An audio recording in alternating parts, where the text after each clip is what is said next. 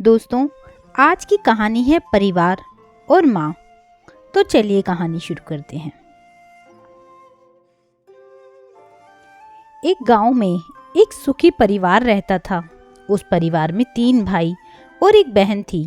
उनके माँ बाप उन चारों से बेहद प्यार करते थे, मगर बीच वाले बेटे से थोड़ा परेशान थे। बड़ा बेटा पढ़ लिख कर डॉक्टर बन गया था और छोटा बेटा भी पढ़ लिख कर इंजीनियर बन गया था, मगर बीच वाला बेटा बिल्कुल गंवार और आवारा किस्म का था।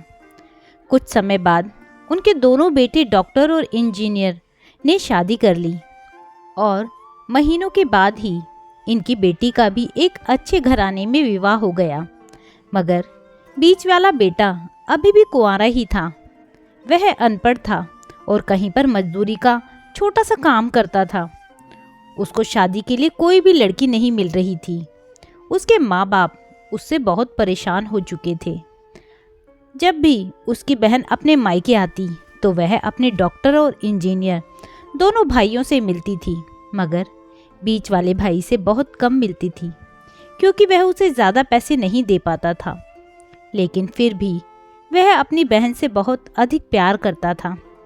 कुछ समय बाद उसके पिताजी की बीच वाले बेटे की बिना शादी किए ही मृत्यु हो गई।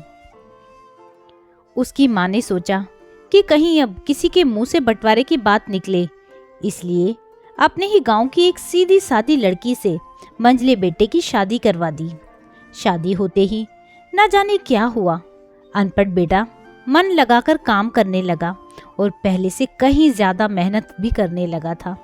अब कोई भी पुराना दोस्त उसको मटर गश्ती के लिए बुलाने आता तो वह मना कर देता।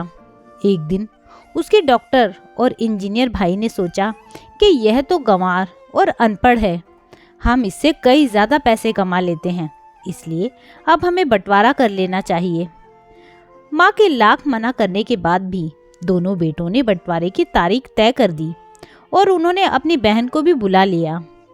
तभी उनका गंवार भाई कहता है कि तुम लोग बंटवारा कर लो, मुझे जो बचे वो दे देना या ना देना, मैं शाम को आकर अंगूठा लगा दूंगा। तभी उसकी बहन कहती है, अरे बेवकूफ़, तू तो हमेशा बेवकूफ़ ही रहेगा। ज़मीन का हिस्सा तो आमने सामने बैठकर होता है और उसकी माँ भी उसे काम पर जाने से रोकती है। उसी वक्त वकील भी वहाँ आ जाता है और कहता है कि सारा हिस्सा मिलाकर 10 बीघा ज़मीन और एक मकान है। अब यह बताओ किसको कितना हिस्सा देना है, मैं उसी हिसाब से कागज़ बनवा दूंगा।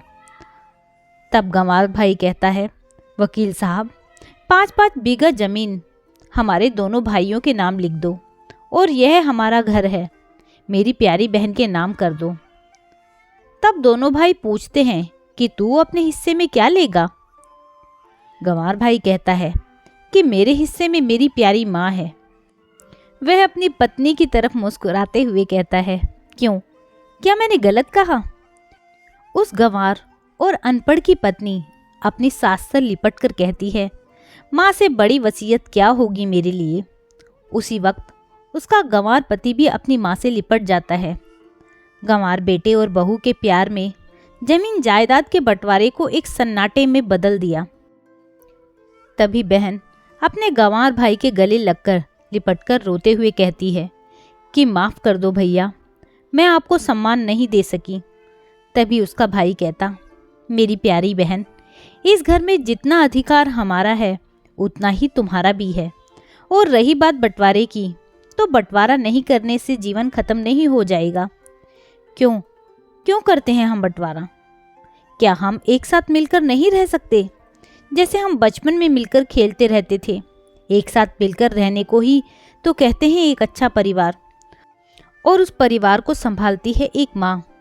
तभी उसके दोनों भाई भी बहुत शर्मिंदा होते हैं और वह बंटवारे के सभी कागज़ फाड़कर फेंक देते हैं, और उसी दिन के बाद से पूरा परिवार खुशी खुशी एक साथ रहने लगा। तो दोस्तों, यह थी एक छोटी सी कहानी जो हर किसी को एक सीख देती है। आपको यह कहानी कैसी लगी मुझे कमेंट करके ज़रूर बताइएगा। यदि कहानी अच्छी लगी हो तो कहानी को लाइक कीजिएगा, शेयर कीजिएगा और मेरे चैनल को सब्सक्राइब करना ना भूलिएगा। कहानी सुनने के लिए बहुत बहुत धन्यवाद।